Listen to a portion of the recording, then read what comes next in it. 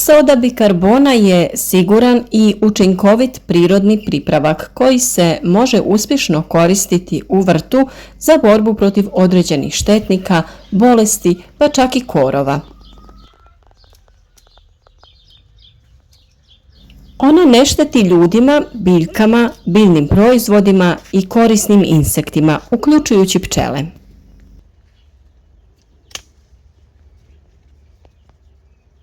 U današnjem videu doznajte koja je upotreba sode bikarbone u vrtu, kako da sami pripremite učinkovite pripravke na temelju sode i kako da ju koristite.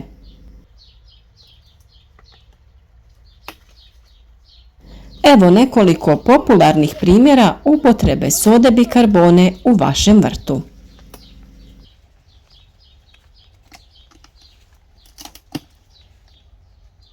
A ukoliko već niste, nemojte zaboraviti zapratiti naš kanal i time podržati naš rad. A ispod videa, naravno, pišite nam u komentarima u kakvom je sada stanju vaše povrće, kako podnosi sušu, da li ste spasili povrće od bolesti, te da li su savjeti koje smo davali sve od proljeća dali neke dobre rezultate. A već smo i u dosadašnjim videima spominjali sodu i njeno djelovanje u određenim situacijama. U ovom videu ćemo objediniti sve primjene sode u uzgoju voća i povrća. Kao prvo, otopina sode bikarbone primjenjiva je za suzbijanje štetočina. Učinkovita je protiv lisnih ušiju, grinja i bijelih muha. Lisne uši kao biljojedi insekti hrane se sisanjem biljaka poput povrća, voća i ukrasnog bilja. Lako ih je prepoznati jer se uvijek nalaze u kolonijama. Ti insekti, ovisno o vrsti, mogu imati crnu, zelenu, žutu ili narančastu boju.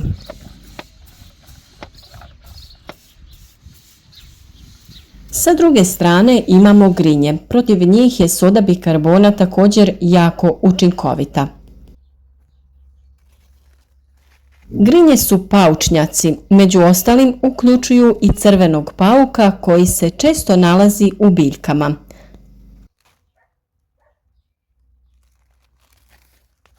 Bijelokrile mušice napadaju usjeve na otvorenom ili zatvorenom prostoru.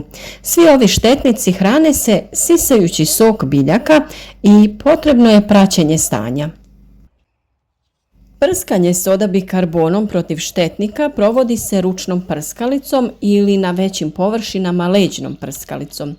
Također možete brisati lišće sobnih biljaka otopinama sode.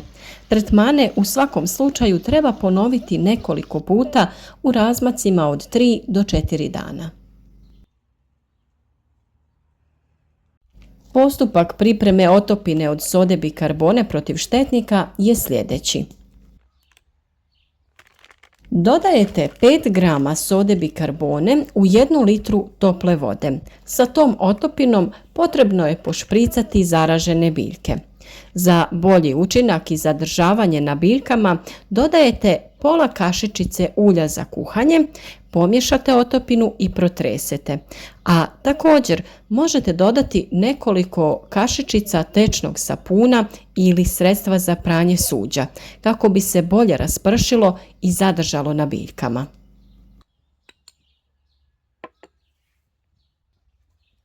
Otopine sode bikarbone pomažu i u borbi protiv gljivičnih oboljenja biljaka. Koriste se u borbi protiv bolesti kao što su pepelnica, peronospora, mrlje lišća.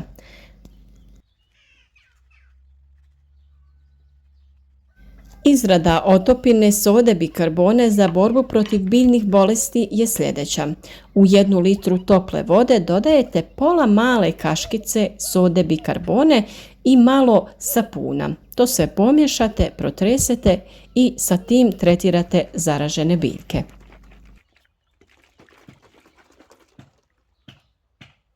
Prvi znak djelovanja pripravka na bazi sode bikarbone protiv gljivičnog oboljenja jeste potamnjivanje prethodno svjetlog lista. To se može primijetiti već drugi dan nakon prskanja.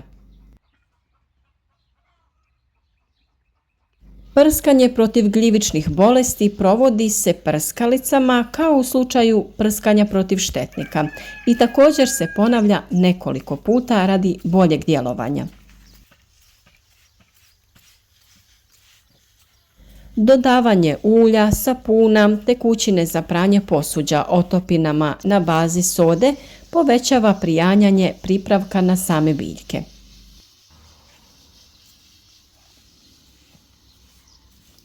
Prskanje sodom protiv štetnika, gljivičnih bolesti i protiv korova može se ponoviti nekoliko puta.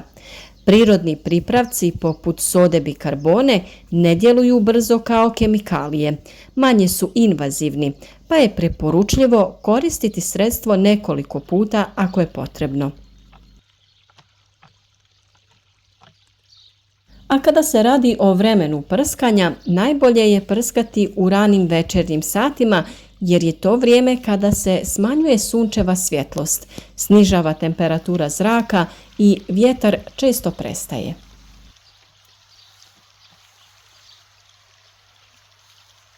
Soda bikarbona koristi se i kao sredstvo protiv korova na mjestima poput praznina između kamenja ili između pločica, kao na primjer na vašoj vrtnoj stazi.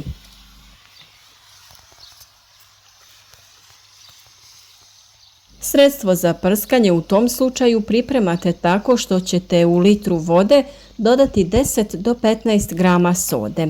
Tretmani sa sodom u ovoj koncentraciji oštećuju biljke, tako da treba paziti da ne oštetite i povrće. Često se desi da ljudi pretjeraju sa dodavanjem sode, pa oštete ostale biljke. Sa primjenom sode stvarno trebate biti oprezni. Kada pripremite sredstvo za biljke, možete ga isprobati na donjem listu jedne biljke, pa pričekate do sutra da vidite nema li posljedica. Tek kada se uvjerite, tretirajte i ostale biljke.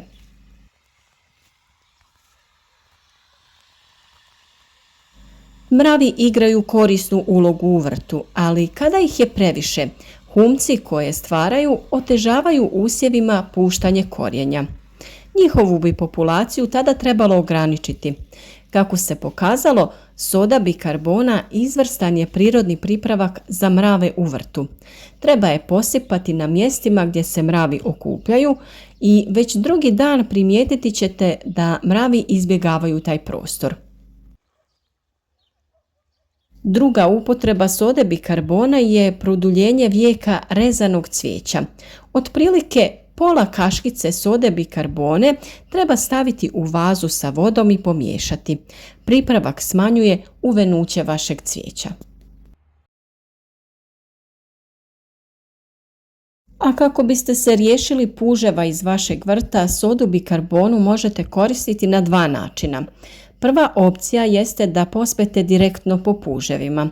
Ako vam se ovaj postupak čini previše okrutno, jednostavno pospite sodu bikarbonu oko posuda sa biljkama ili oko biljaka u vrtu i tako puževima prepriječite put do biljke.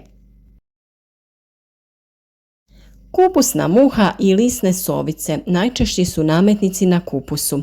Kako biste ih se riješili, pomiješajte sodu bikarbonu sa bilo kojom vrstom brašna, može poslužiti i obično pšenično bijelo brašno. Omjer je 1:1 soda i brašno, te to sve dobro izmiješajte. Pospite pripravak po kupusu, a gusjenice će to pojesti i uginuti u roku od 1 ili 2 dana. Poznato je i da prljavi vrtni alat brže hrđa, a ujedno se njime prenose i bolesti sa biljke na biljku. Primjerice, režete li škarama paradajz zahvaćen plamenjačom, pa nakon toga zdravu biljku paradajza, a škare u međuvremenu niste očistili. Veća je vjerovatnost da ćete zaraziti i tu zdravu biljku. Pripremite litru vode, dodajte 2 čajne kaškice sode bikarbone i 2 čajne kaškice deterdženta za posuđe. Tkaninu umočite u tu otopinu i očistite vrtni alat, prljave posude za biljke, pa čak i vaš vrtni namještaj. A već smo pričali o kiselosti zemljišta. Prije sadnje biljaka morali bi znati koji je pH faktor zemljišta. Test možete uraditi i pomoću sode bikarbone. U male staklene posude skupite uzorke zemlje iz različitih dijelova vašeg povrtnjaka. U pola posude zemlje dodajte jednaku mjeru octa, to jest alkoholnog sirćeta. Ako se zemlja počne pjeniti, znači da je alkalna, to jest da je njen pH iznad 7.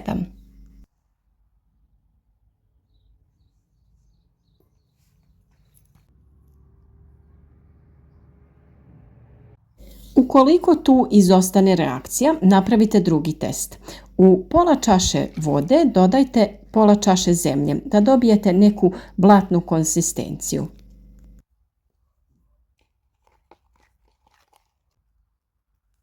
U pola čaše sode bikarbone dodajte isto toliko ove otopine koju ste izmiješali sa zemljom i vodom te čekajte reakciju. Sve to dobro izmiješajte i ukoliko se zemlja krene pjeniti, znači da je tlo kiselo, to jest da je njen pH ispod 7. S obzirom na to da je soda bikarbona prirodno sredstvo, njezin učinak na razne nametnike i bolesti obično je blaži i sporiji od učinka hemijskih pesticida i fungicida. Iz tog ćete razloga prskanje morati obavljati češće, no želite li ekološki uzgojeno povrće, trud će se višestruko isplatiti. O sodi bikarboni i njenoj upotrebi u vrtu imate još videa na našem kanalu, te o temi testiranja pH vrijednosti zemljišta. Ukoliko već niste, zapratite naš kanal i pogledajte mnogobrojne video savjete koje sa mnogo pažnje za vas svakodnevno pripremamo. A vama hvala na svoj podršci, svakom komentaru i izdvojenom vremenu. Nadamo se da ste prateći naše savjete od početka sezone uspjeli uzgojiti zdrave biljke koje su vas nagradile sa obiljem plodova.